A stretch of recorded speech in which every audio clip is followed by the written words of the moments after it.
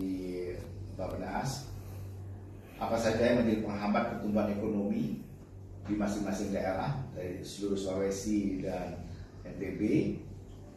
Di NTB itu yang menjadi faktor penghambat adalah SDM di kesehatan dan ketenaga kerjaan.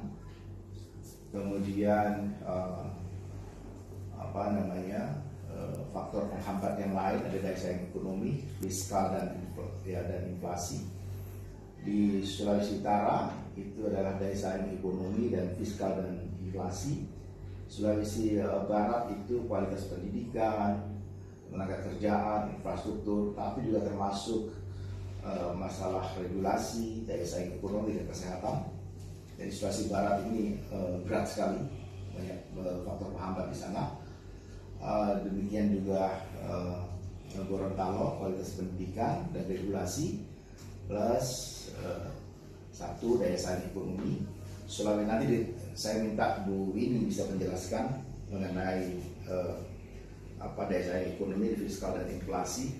Kemudian Sulawesi Tengah, infrastruktur.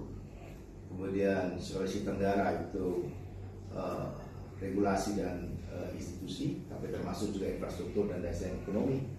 Sulawesi Selatan itu daya saing ekonomi dan regulasinya plus kualitas pendidikan. Jadi faktor, kalau yang merah sekali itu adalah faktor penghambat utama. Hasil evaluasi usulan proyek Raporkum tahun 2020, saya mulai dari Provinsi Nusa Tenggara Barat. Usulannya itu adalah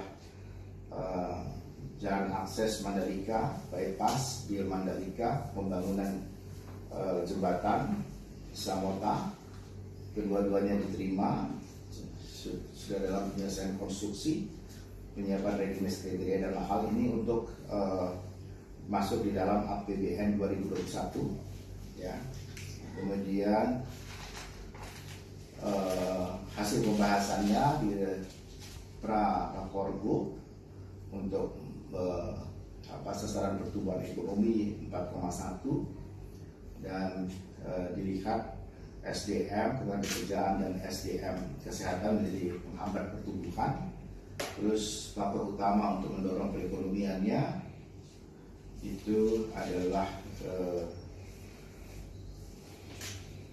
peningkatan ekspor tembaga hasil olahan smelter dan peningkatan pada sektor konstruksi.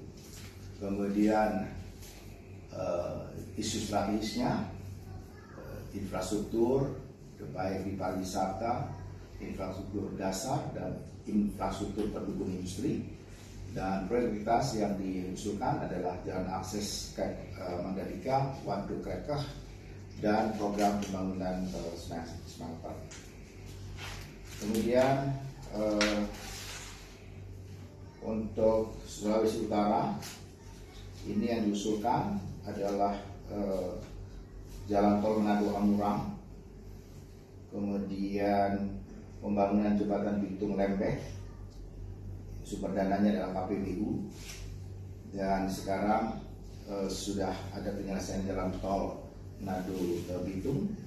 Kemudian untuk yang kedua, jembatan Bitung Lembeh itu masih pada tahap penyusunan feasibility study, dan ini dianggarkan dalam KPBU. Jadi VGF-nya itu disediakan untuk dimulai tahun 2021. Sulawesi Utara, ekspor yang